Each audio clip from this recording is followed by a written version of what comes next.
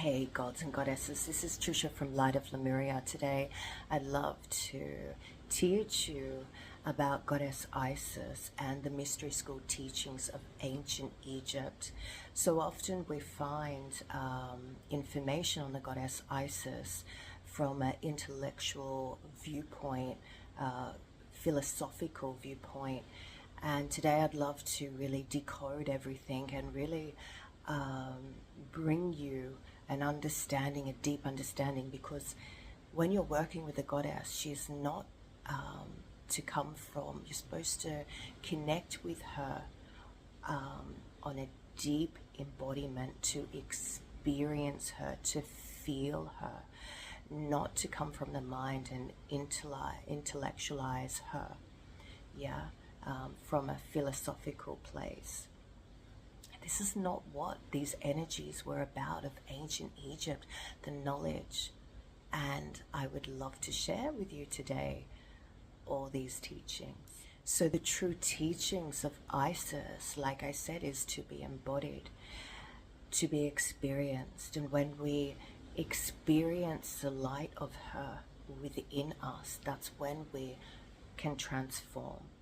And we use her energy in our life, in our service, becoming priestesses or priests, and becoming the initiates of this beautiful, spiritual, ancient Egyptian teachings.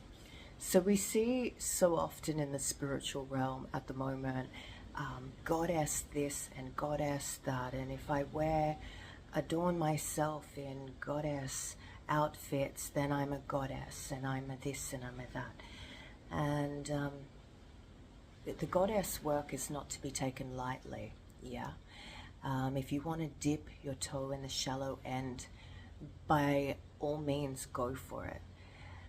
But the goddess has such depth. She will take you into the void and the most deepest, darkest parts of yourself, reassemble yourself and put you back together. And that's the journey of the priestess. And so when you start to really call in the goddess, this is the path, or the path of the goddess. And so today I'd love to teach you the teachings of Goddess Isis. And knowing that this journey is to become one with her, to become one heartbeat with her, where you take on a priestess journey with her, or a priest. And what that represents is a priestess or priest represents you are a vessel of this energy. You are a vessel to go in service of the goddess or god that you're working with. And of course, it's the goddess Isis that we're talking about today. And on that journey as well, you become into initiations of your own soul purpose. So when we bring in the goddess Isis, what is she all about? Well, goddess Isis in ancient Egypt is represented as Sirius, the star Sirius. And the reason is for this is because Sirius, around the solstice, acts like when the sun wands from the earth. It pulls away from the earth for 3 days. And Sirius, around this time, Sirius actually gets closer to the earth. And we call it the blue sun, our blue sun.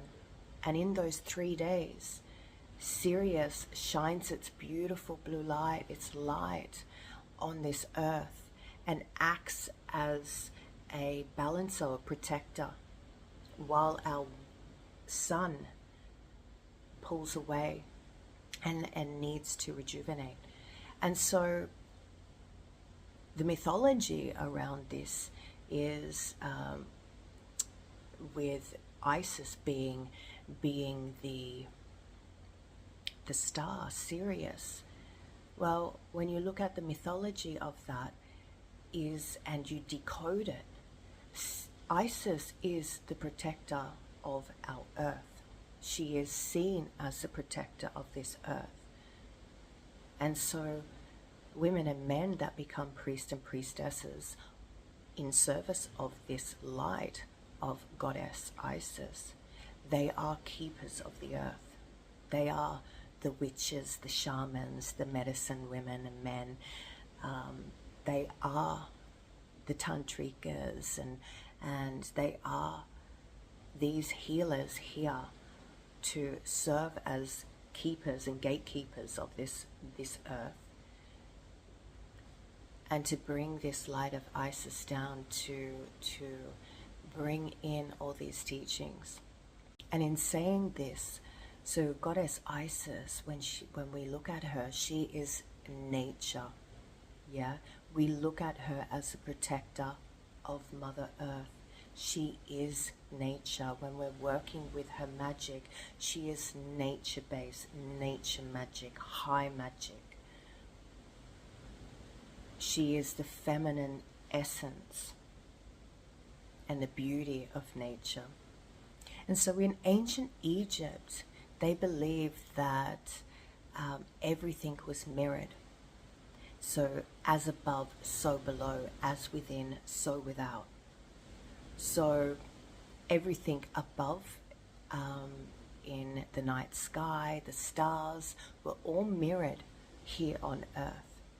And that's why you see a lot of these gods and goddesses of ancient Egypt representing the stars and the planets here, where I talked about Sirius being associated with Isis and her dear husband Osiris being represented as the Orion, the Assyrian, the Orion's belt. We look at Sekhmet with Lyra. We look at the Palladians with Hathor, or Venus as well with Hathor. So they believed in as above, so below. So when we look at the goddess Isis, we also see, and there's a myth around her dear sister Nephthys, that they are the one goddess, that she is, Nephthys is the shadow aspect of Isis. Sounds good to be true, but actually they're two different goddesses. Nephthys is a goddess. She has her own face, her own personality. Yet she does work in sync with Isis. Nephthys is the goddess of the void, the shadowy realms, the underworld. What does that mean? She is the goddess, when you are going through the mystery school teachings of ancient Egypt, when you are an initiate, there is a part of you that needs to go into embodiment of your humanness, which means that you have to walk through the valley of your own shadow of death. Yeah.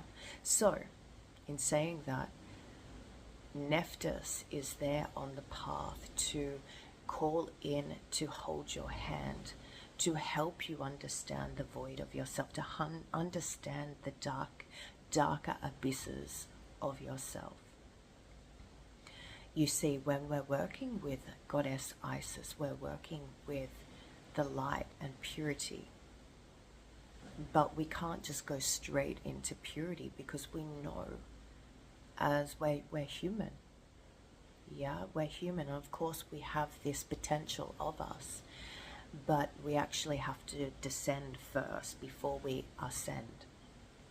And this is the beautiful dance of life, isn't it? Is to integrate our goddess, God energy, and our humanness, to embody, to marry both of them.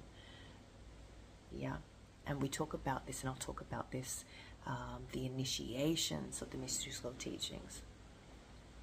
Now we see with Goddess Isis her counterpart, her husband, is Osiris. Now, this is the true, for me, the true twin flame sacred union couple, or the god and goddess. So they are the twin flame. And what that means is when they, let me go back, okay, let's go into this. So Goddess Nut, their mother, Goddess Nut, and Father Jeb, God Jeb. Goddess Nut is the goddess of the Milky Way. She is the goddess. She opens her legs, like which her legs are the Milky Way, and in the center is a black hole, which is her yoni, and she shoots and births out all the stars. So she birthed Isis, she birthed Osiris, she birthed the sun, Horus, Ra. She birthed all the gods and goddesses out of her beautiful yoni. Now, in this making, with God and Goddess, Isis and Osiris, they were one, and then they were split into two forms. And from there, they were forever trying to come back to unite. Isis and Osiris are the other half of each other. And when mirrored,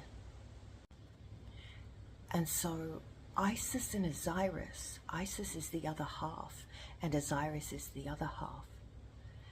And when they're mirrored together in sacred union. When they are joined together, they bring through Christ consciousness, the purest form of light. And it is birthed here, or the Horus, their son, God Horus. When sacred unions come together, they birth this light. And this is the way of the mystery school teachings. So you can see here that ancient Egyptians, or the ancient mystery school teachings, they did believe heaven here was on earth. Everything was mirrored. And the ancient school teachings mimicked the stars, mimicked the sky, and they all knew we were all star beings. We came from these places, our home. And if we dive into mythology, we will see it written that we actually came from these places. So when we talk about the initiates of ancient Egypt and the initiations they went through, these initiates, the priests and priestesses, I'm talking about pre-dynasty, way back, first part of Egypt, or maybe even, this will be another clip and video, but the boat people, the Atlanteans, yeah, the teachings, the ancient teachings, the mystery school teachings, they activated 300 or more senses within their whole light being. Now, most people only radiate on 5 senses, and some radiate on 6 senses. But ancient Egypt, the initiates, they were working on 300 senses. Yeah, this is how powerful these teachings are. And they believed in wholeness, bringing wholeness. So not only did they just work on science alone, but they married science, spirituality, sexuality, big one, sexuality, because religion forgot sexuality. Yeah, big subject there. Ancient Egypt also brought in the Heka, the magic, the esoteric, the astrology. They brought wholeness into their whole outlook in their teachings. So just to come from one lens alone is just missing the point. That's why it's so important to marry all these components in teachings, but also to bring in all these components of ourselves as well, to bring wholeness back to totality. So these initiates of the mystery school teachings, of the ancient Egyptian mystery school teachings, they knew this alchemy of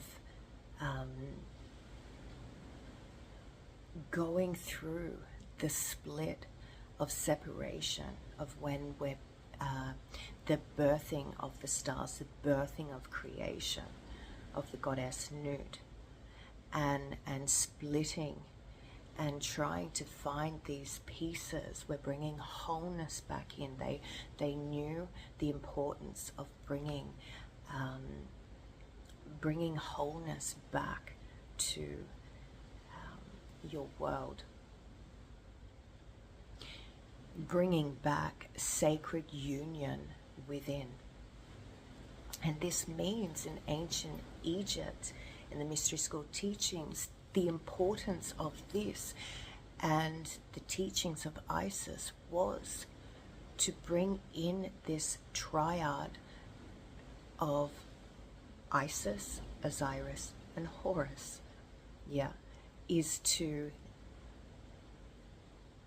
embody and bring in your feminine, to bring in your masculine, Osiris, Isis, when they are both embodied and initiated into you, then the light is birthed within, or the Horus of yourself.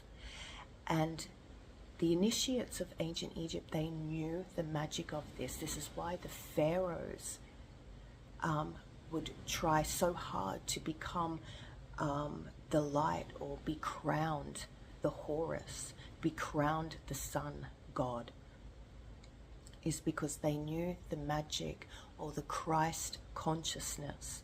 This is bringing in Christ consciousness, and one of the mystery school teachings was to bring in this triad in your spiritual practice. Now, when I talk about the initiates and the pharaohs, I'm talking about pre-dynasty. I'm going all the way back to Atlantean, Lemurian teachings, when the teachings were still pure. The pharaohs in mid-dynasty, Middle Kingdom, they weren't running on ego and the fall of Egypt. I'm talking about way back.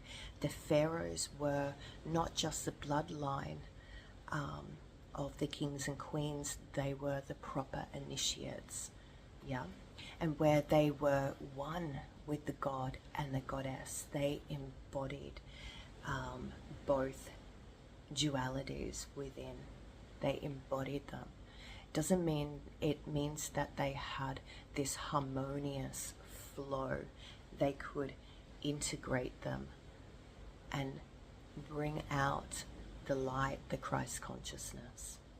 So this light was the solar sun, the God, not the Son of God, but the solar sun of the divine. And so in the mystery school teachings, we talk about the shadows, because all parts of life has shadow and a dimension of polarities. First, we're bringing unconscious to consciousness, and then we're diving into the subconscious.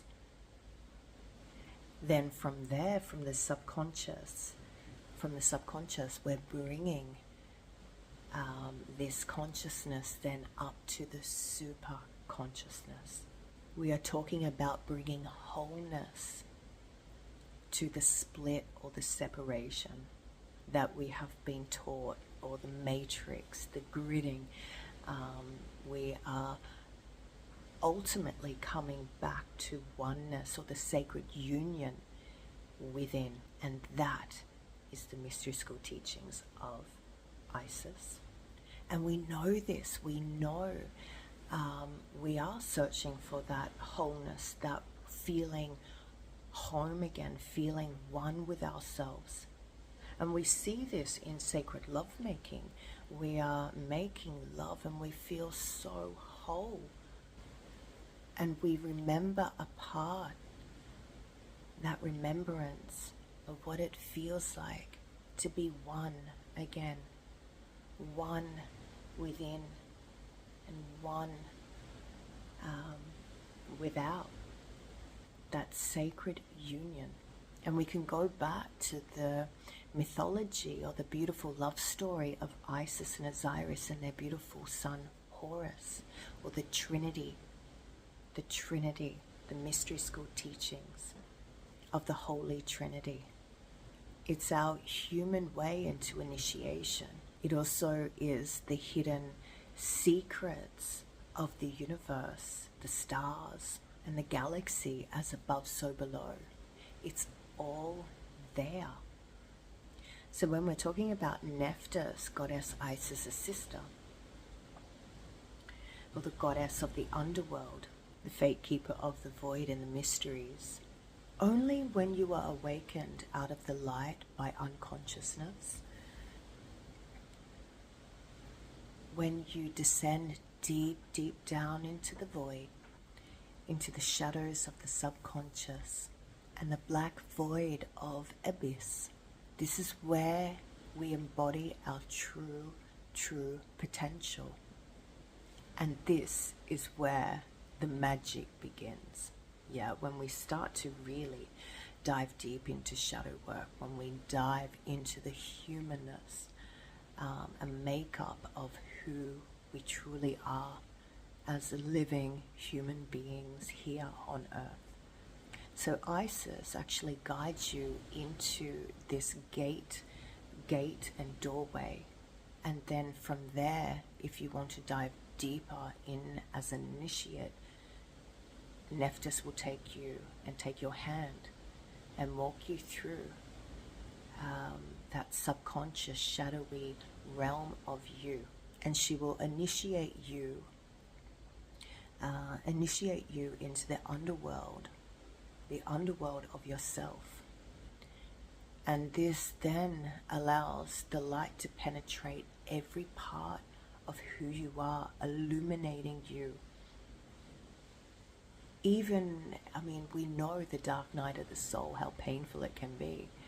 Walking through the valley of the shadow of death, of course, it rips you open. Only so you can remember the light of who you are, that we actually aren't separated at all. That is just a fucking lie. That we are actually embodied whole beings, and that the sacred union is then within. That you are Osiris, you are Isis, you are masculine, you are feminine, and not just from a philosophical mind point of view either, that you actually embody this, that you mother and father, you become your own mother and father, that you are parenting yourself and holding that part of that inner child as well. Once you are crowned in your feminine and crowned in your masculine, then you will remember your light, birth your light. And in ancient Egyptian or the mystery school teachings, this is the crowning of your light. And this is what it means. The crowning of the solar disc on your head, or the halo we see in ancient Egyptian hieroglyphs. So you see that solar disc. That means that you've gone into that initiation and gone into goddess head, into light. So let's go back into the goddess Isis and what she represents. So she's representing the feminine quality, that feminine energy. And, when we are going into that, it's the embodiment of surrender, surrendering to the whole flow of Shakti, feminine essence. When we are looking at Osiris, we are embodying that masculine God energy within. And we look at this, and in ancient Egypt, the mystical teachings, we look at that Isis is the winged one, the one that can fly in between worlds.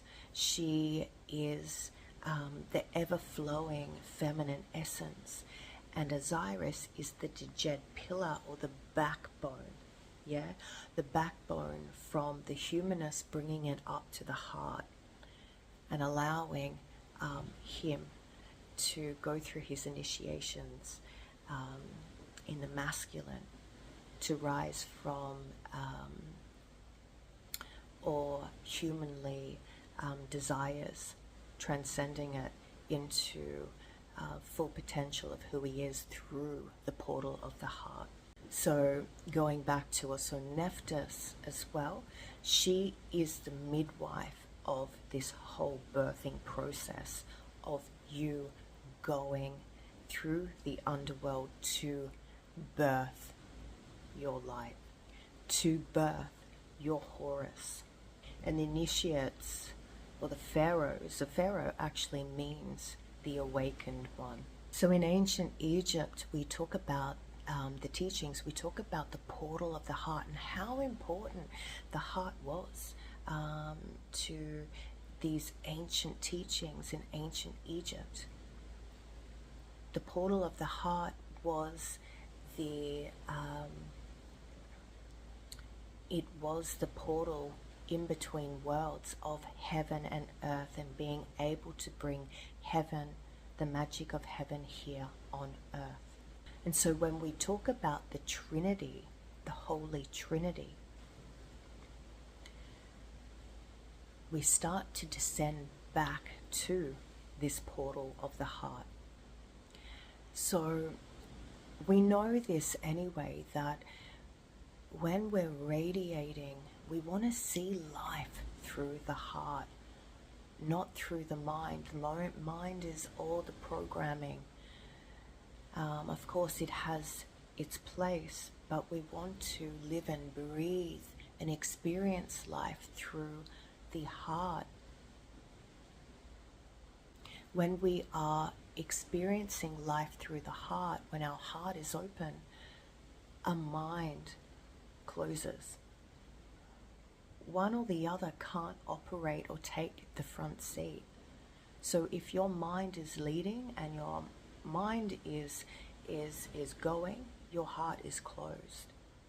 So when we're always operating from the mind, the heart closes. We're not experiencing life, its joys, its full potential. Bringing in, allowing the heart to marry heaven and earth together to bring this magic through. And this was the teachings. This is the magic. And this is the spiritual teachings. And this is what in spirituality we try to aspire to. We are operating from a completely open heart with full heart intelligence. Not just a mind intelligence, but a heart intelligence. It knows more. We are able to tap into that intuitive part of us, activating all senses, activating all full potential, and seeing life in a multi-dimensional reality. So in ancient Egypt, the mystical teachings, I talked about the ancient Egyptians, or the Atlantean, Lemurian tribe coming in, the first Egyptians. They were working on 300 or more senses. Yes, the heart was one of those major senses. Another one was the womb. We look at We think that the third eye is the intuitive part of us. Actually, the womb is one of the most intuitive parts of us. When we look at a mother's intuition and we look at these parts, so they knew the magic and the full potential. We're only living on 1% potential of what we could actually be. And many initiates roam this land of ancient Egypt. Yeah, I believe that the mystery school teachings or the ancient Egyptians or the first pre-dynasty were Atlanteans, were Lemurians, were the star seeds. And these initiates would roam this land throughout history. And we know that Joshua and Mary Magdalene were one of these initiates. And they followed the ancient mystery school teachings of Isis and the Holy Trinity, Isis, Osiris, and Horus. We know this with Joshua. He came here to learn the mystery school teachings in Egypt for his resurrection. Just like Osiris, Osiris was one of his teachings, and he adopted that. Mary Magdalene was a priestess of Isis, adopting her magic. Their stories are similar. Why? Not because Mary was supposed to be Isis and Joshua was supposed to be Osiris, is that they were initiates of the teachings of Isis and Osiris. So they adopted these magical teachings into their practice. They adopted the feminine and masculine sacred union.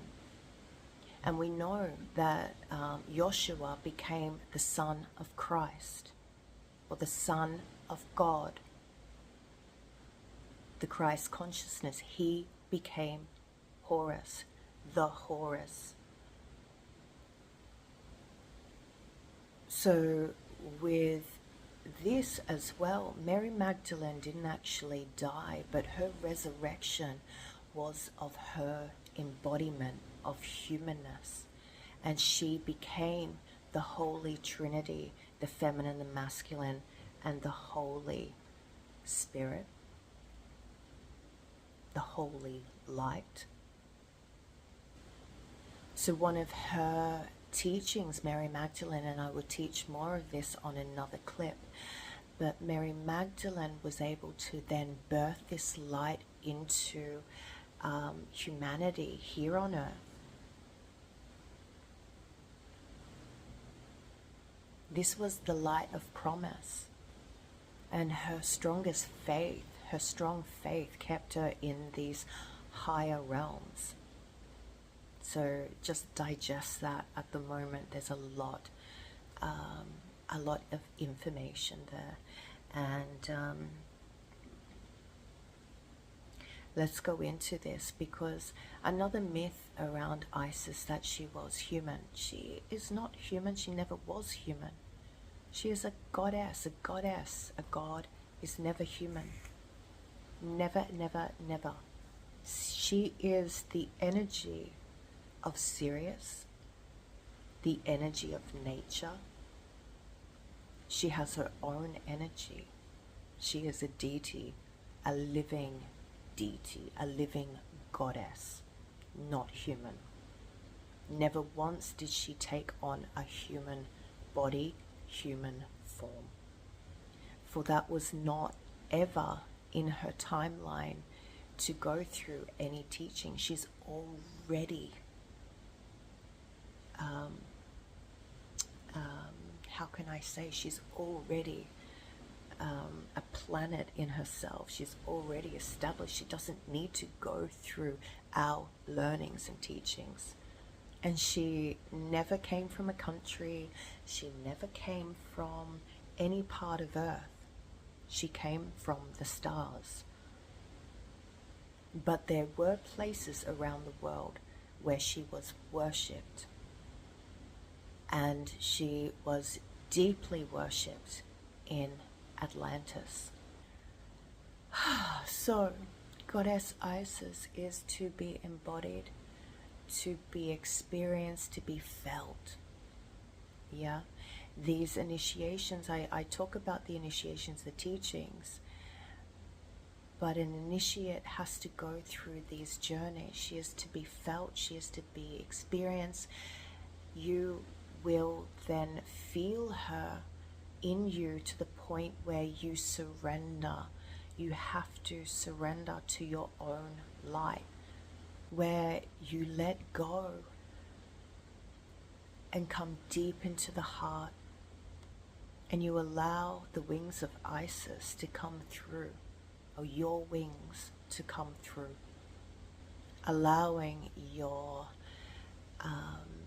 feminine embodied initiation to come through, allowing your tears of the Nile to come through, allowing you to feel everything, to feel absolutely everything, to not hide anything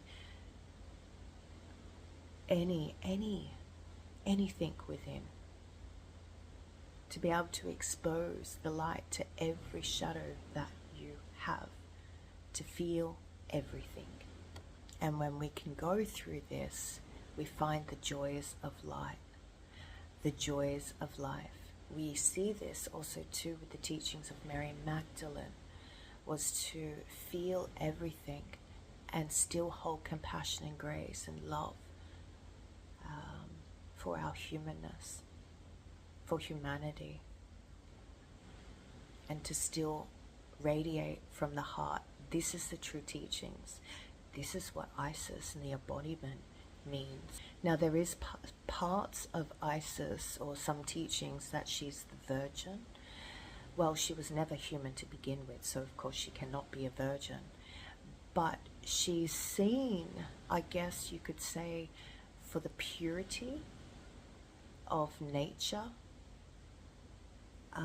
the purity of her essence and her energy, the purity of Shakti, the purity of sexual, sensual life force, creative life force in its purity, then yes, that's what she embodies. Because she is the protector, the parent, the guardian of this light. And of course, she is the Queen of Heaven, the Queen of the stars shining on earth, the guardian protector of Mama Earth, and the protector of natural magic. It's why you see her priests and priestesses. Of course, they were pagans, they were witches, they were shamans, they were the protectors of this work, of this light, and were able to embody this light. And so I want to say that Mary, only Mary and Joshua and a few really followed the true, pure teachings of the mystery school teachings of when they were, before they were tainted. As you can see, nowadays religion has taken over. They've adopted and reworded and rewritten these ancient teachings for power, of course, for egotistical power, but also to changing it for the times, of what people were going through at the time. So when I'm talking about these mystery school teachings, I'm talking about the pre-dynasty, going way back into when they were untouched, not tainted. This is the way. This is the mystery school teachings, or the teachings of Isis. Let's take a deep breath in. a lot to take in. So, like I said, Goddess Isis, I mean, you can read about her, you can learn about her, but that's not what she's about. She is about embodiment. So, if you are on the path or really drawn to the Goddess Isis, no amount of teaching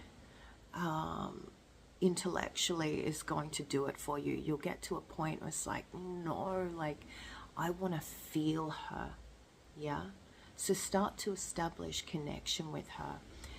Start to establish a bond with her. Bring her into your daily life. And for those that feel the call, for those that are wanting to go into more embodiment, for those that are wanting to become priest or priestesses of Isis, come and join my next mystery school teachings, the Priestesses of Isis, the Priest of Isis. Coming soon. I'll put all the links and details below. Come and join us, and come